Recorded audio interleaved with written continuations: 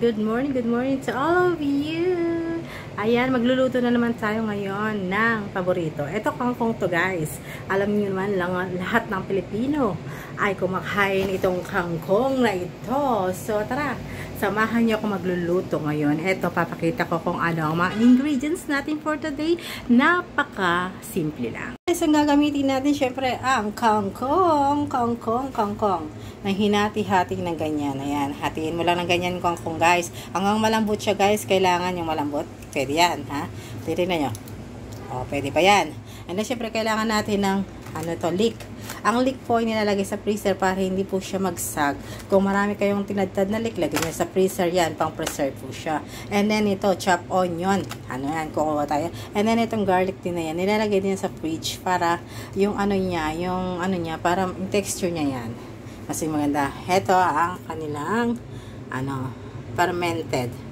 Kailangan natin yan, yung iba't ibang klaseng mga fermented na mga paminta, kahit ano paminta. Ayan, syempre hindi mawawala ang ating oyster sauce. Yan lang, at saka syempre ang mantikang panggisa. So, yan lang ang ating ingredients for today. So, tara, samahan nyo kung magluto. Syempre, ating o-open muna. Open sesame! And then, nakikipapapansin nyo, dito ako nag-open. Bubuksan natin siya to the 5. And then yan, kaya initin natin yung skillet. Skillet ang tawag. Ayoko kasi na yan, ganyan. Skillet. So, shell medyo itong ating pinagluluto. Nagkihiram lang tayo ng kusina dahil. Siyempre, ayan, kailangan natin ng oil. Oil, lumabas ka. Kailangan ng oil. Diba? Ang buhay natin, kailangan din ng oil. Minsan kayo ba? Gusto nyo mga oil? Siyempre, kailangan natin ganyan-ganyan yan. Ang garlic. Pwede natin nilagay yung garlic guys sa kahit ano kasi nag-iinit siya. Dito ako. Kasi ayoko kasi ng malabo. Malabo siya guys. Malabo. Ayan. Kailangan natin ng onion. Kinaganyan lang yan. Ayan. Narinig nyo? Narinig nyo? Dito ako kasi maganda dito. Maliwanag.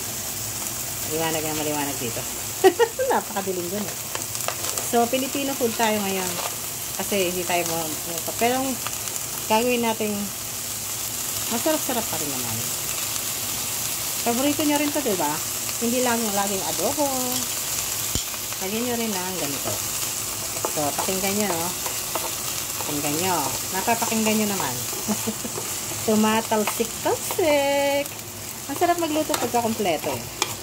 Nakikihiram lang po tayo ng kusina. Hindi natin kusina ito. Dito pala maganda. Yan. Maraming shadow eh. Kaya kailangan ganyan. Kung maano nyo yung amoy, grabe. Grabe ang amoy. Grabe ang amoy niya guys. So ayan. Ayan lang natin siyang masute. Sute lang. Ayan. Lalagyan natin ng hati. Ang hati.